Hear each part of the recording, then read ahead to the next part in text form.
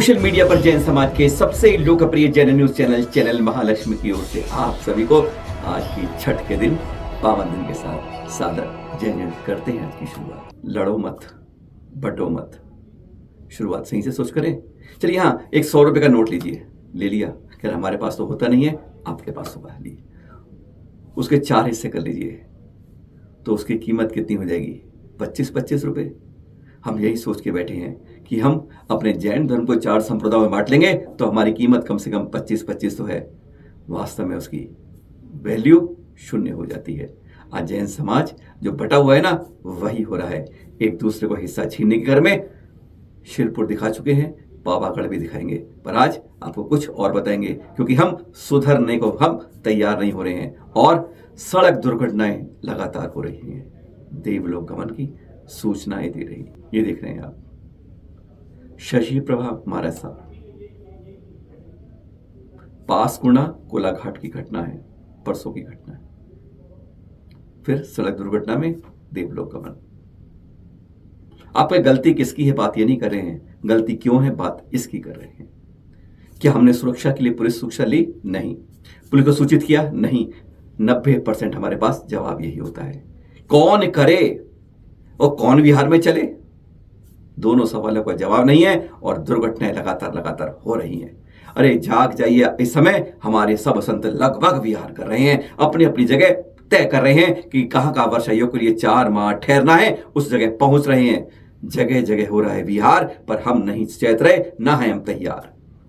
ये दुर्घटनाएं हमें बताती हैं कि इसके लिए दोषी न कोई और है, दोषी स्वयं हम हैं जो कि जागरूक नहीं हो रहे हैं। और कहीं भी अरे जब सुरक्षा मिल रही है तो सुरक्षा की कवच नहीं ले रहे हैं और गलती अपने पैरों को कुल्हाड़ी मार के हम अपने संतों के साथ यह कर रहे हैं। सचमुच अगर कोई हिसाब लगाए तो दोषी के लिए कहीं बाहर का हिसाब मत लगाना, इन दुर्घटनाओं के लिए अपने को जिम्मेदार ठहराना। संतों का जब आशीष मिलता है ना, जब आप निर्मल भाव से भक्ति करते हैं, आपको बताया 2 दिन पहले आचार्य सुनील सागर जी के कैसे चरण छप गए थे अशोक पाटनी जी की भक्ति कारण उनके गोदाम पर, मार्बल गोदाम पर आज आपको दिखा रहे हैं एक और जीवंत किसके साथ होता है। ये जीवन लाल जी नांदोड़ के जो वो बताएंगे, ये अपने अंदर बोरिंग करवानी थी तो इन्होंने सोचा कि इसने बताया कि बोरिंग के लिए सबसे ऊंची जगह पर आम के पेड़ लगे, वहां कराओ।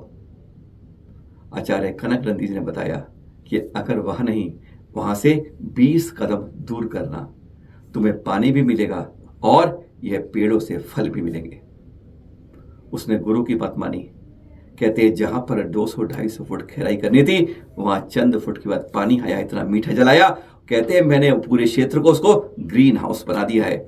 छोटी सी बोरिंग के अंदर इतना अथाह पानी आ रहा है कि थमने का नाम नहीं गांवों के अंदर। और उन्होंने क्या कहा पता है, अब मैं खेती फल सब्जियों की करूंगा और जिससे मैं आहार दे सकूं संतों को। जैन नहीं है पर जैनों की पूरी कृपा उन पर दिखती है। वे स्वयं कहते हैं कि मेरा औपज्ञ हो जाए कि आचार्य कनक नंदी जी का चतुर्मास मेरे यहाँ हो जाए, रोज मैं उनका आहार दान दूं, मेरे यहाँ की इन फसलों को इस्तेमाल करूं, उसके लिए। विश्वास नहीं होता आपको। वैसे कनक नंदी जी ने इस बार बहुत कठिन बोली है आप लोगों को जागने के लिए कि चतुर्मास में मैं क्या क्या करूंगा, बाद में बताएंगे।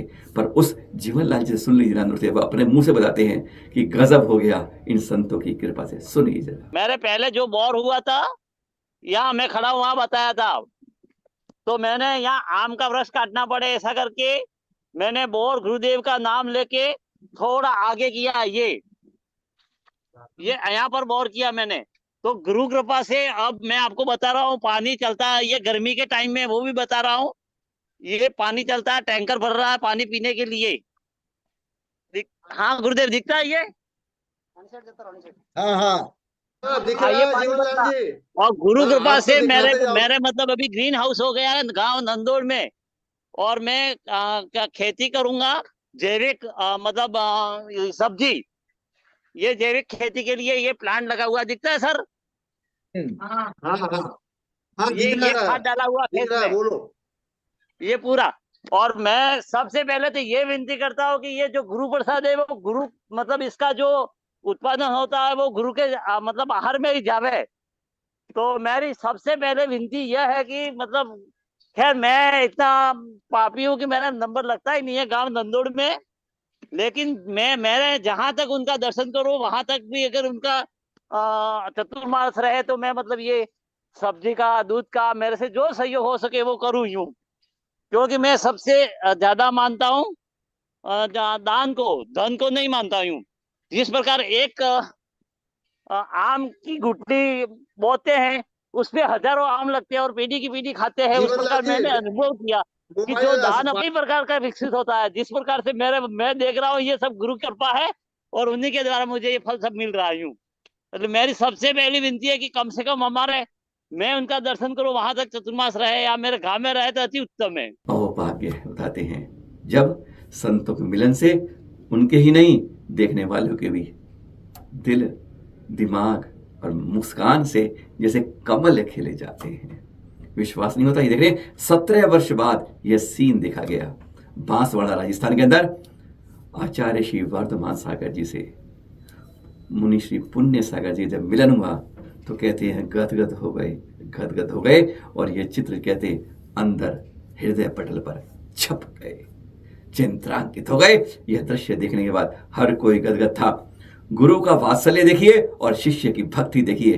कहते हैं टूट टूट कर नहीं और टूट रूप से उमड़ती है जब ऐसी हमें चित्रों को अंदर छवि किसी की देखने को मिलती है। चाहे वह पाद प्रक्षालन हो, चाहे वह भक्ति में आत्मबोध गदगद करते हैं ऐसे दृश्य जो आप देख रहे हैं। बांसवाड़ा से 23 शादी के कई कार्यक्रम में गए होंगे आप, खूब पार्टी उड़ाई होगी, 56 भोग, पता नहीं कितने व्यंजन, पता नहीं चलता। अरे खाते थोड़ा है, फैलाते हम इतना है। जब भी जाएं पहले प्रण कर लीजिए, इतना लीजिए थाली में, ना जाए नाली में। पर बात हम यहाँ ये नहीं कर रहे हैं, बात ये कर रहे हैं ऐसा पहली बार हो रहा होगा जो आप देख रहे हैं इसके अंदर कि अतिथियों के भोजन से पहले गौशाला के अंदर गौ का यह भोजन चल रहा होगा। देख रहे हैं दूल्हा दुल्हन दोनों तैयार हैं और पहले यहाँ पर इनको भोजन करा रहे हैं। अपने अपने भाव हैं। कहते हैं यह कल्पना है सुधा सागर जी ने जीवन कर दी है। हमारे संतों के अंदर यही भावना है। अगर वह जिस दिशा में निर्देश देते हैं हम भक्त उधर उमड़ पड़ते हैं। बस हम भावना ये बातें हैं कि तीर्थ सुरक्षा के लिए भी हर के मुंह से प्रभाव लाने के लिए कि तीर्थों की सुरक्षा करिए, प्राचीन तीर्थों की अदला बल्दी रुके, कब्जे रुके। ये आपको योगा के चित्र दिखाते हैं, कुछ अनूठे दिखा रहे हैं चित्र। ये आपको लेह से दिखा रहे हैं। कहते हैं विश्व की सबसे ऊंची ये लेक है पेंगोंग लेक, खारे पानी की सबसे, और वहां पर यह योग मनाया गया अनूठे रूप में, अलग रूप में, हर धर्म के लोगों द्वारा। हमारे यहाँ से महर्षि योग भूषण जी महाराज भी गए थे, हर धर्म के अंदर से था और हजारों लोग उस योग को कर रहे थे, ध्यान के लिए, शांति के लिए, चिंतन के लिए, मनन के लिए। कहते हैं यह योग अनोखे रूप में इस सबसे ऊंची जगह जहाँ कहते हैं तापमान तो खैर 8 डिग्री था, लेकिन बर्फीली हवाओं ने उसको शून्य ताप बनाकर कर दिया था और ऐसे ध्यान से वहां कर रहे थे जहां से चित्र मिले हैं गजब के रूप में। कहते हैं अगर मन में अशांति हो रही है, टेंशन हो रहा है, तनाव हो रहा है तो कुछ समय के लिए ध्यान में चले जाइए, बाहर से रास्ता नाता काट लीजिए, समझ लीजिए सब कुछ निस्सार है। और जब ध्यान में रहेंगे अंदर अपने आप शांति का वातावरण मिलेगा।